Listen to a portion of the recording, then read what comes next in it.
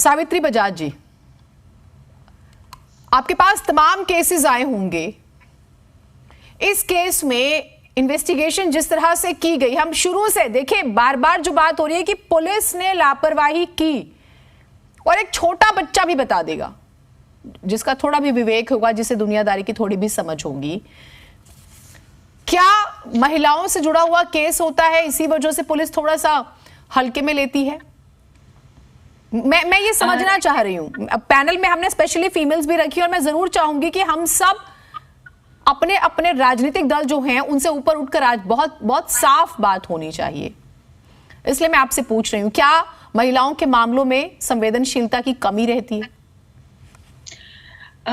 महिलाओं के, जैसे हमारे फर्म में केसेस आते हैं, महिलाओं के मामले में हम देखते हैं ज्यादातर विटनेस हैं जो बाद में पलट जाते हैं, अगर हम इसको एक बड़ी ब्रॉड पर्सपेक्टिव में देखें। पर अगर मैं ये वाला केस की स्पेसिफिक बात करूं, जैसे महिलाओं के केसेस में होता है कि विटनेस पलट जाते हैं या हॉस्टाइल हो जाते हैं या बाद में एविडेंस प्रूफ करने में ऊपर नीचे हो जाता है, तो ये चीज रहती है। आप ठीक कह रहे हैं to a certain extent, but इस पर्टिकुलर केस में जो कि as Mister Jain rightly said कि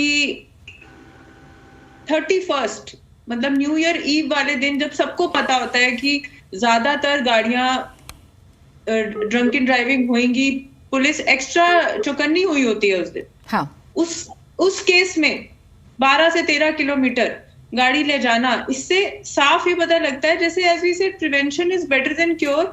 वहां पे पुलिस थी ही नहीं, ऐसा भी नहीं एक जगह नहीं थी, पूरे स्ट्रेच पे नहीं थी, कॉल पे कोई नहीं उठा रहा है, उसको रिस्पॉन्ड कर रहा है, और उसके ऊपर से इन ए हाई अलर्ट सिचुएशन अगर police is not present on the ground, तो आप हैरान ही होंगे। ये तो दिल दहलाने वाली बात होती है कि जब आपको पता है कि इस दिन पे ऐसी चीजें हो सकती हैं, people will not be careful, इसमें पुलिस का ही डर रहता है ऑन ग्राउंड।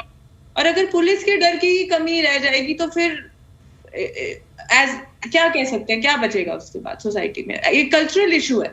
दूसरी बात, ये जो धाराएं भी लगी हैं एफआईआर में, ये ज्यादातर it speaks of 304A and 279, इसमें 301, 304 और भी लगनी चाहिए। It is a non-bailable offense। ये और बड़ी गंभीर तरीके से इसमें उतर के इसको देखना चाहिए कि इसमें क्या करना है, और इसमें ये नेग्लिजेंस का इशू है ही नहीं।